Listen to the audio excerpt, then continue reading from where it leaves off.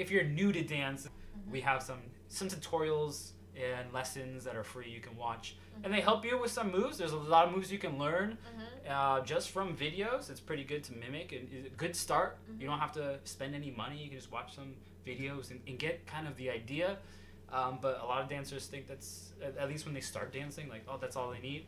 But you're gonna miss a lot of stuff by just watching YouTube. You'll get some stuff for sure. That's why we post some lessons and some videos. It's really helpful. But also, the best thing to do is you need a teacher, mentor, even not, you just go to a session, find some people. Even if they're not teaching you, you can watch them.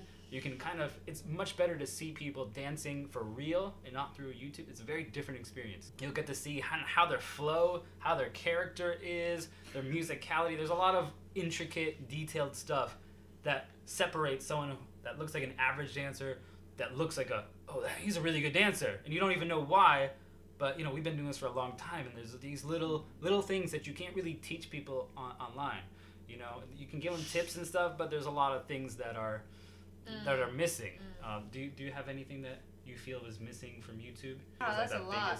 There's a lot. Well, like, I mean, first you said like a musicality things and groove, or well, like I would say it depends on what style, what kind of dance, and maybe the b-boys, the breaking is really hard because, you know, I don't even know how to do it through the YouTube.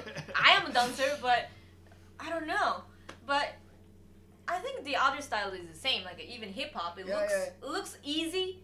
It just turn or whatever we do, but it looks maybe easy. But actually, if we do, it's hard. It's like how much should we straight the arms? Even like YouTube looks like this, but actually we do like straight. You know, it's really like a tiny bit like details. It's really hard. I teach right now. Of course, there's still the pandemic going on, so and New York City's still pretty locked down, especially for dance and art. So I teach a lot online. You know, through Zoom and stuff. I'm sure you guys know Zoom.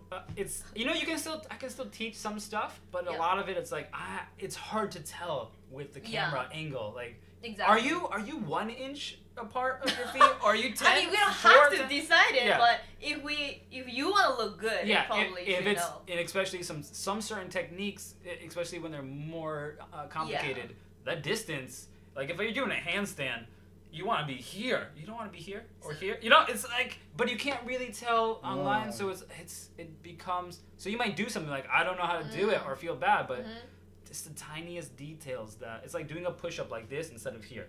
It might not seem like a big deal, but if you think about that, it is a big deal. Yeah, it becomes a big deal. It's really like a trick, like a big one. It's really big, and then you're gonna get injured. Yeah, you'll get injured like the first one. Yeah, so if you don't do it right. So it's great to learn some basic stuff. When I put out YouTube videos and when she's done some videos, we have some other teachers who've done videos. We try to be as detailed as possible. That's why they're kind of drawn out. We don't want to just be like quick.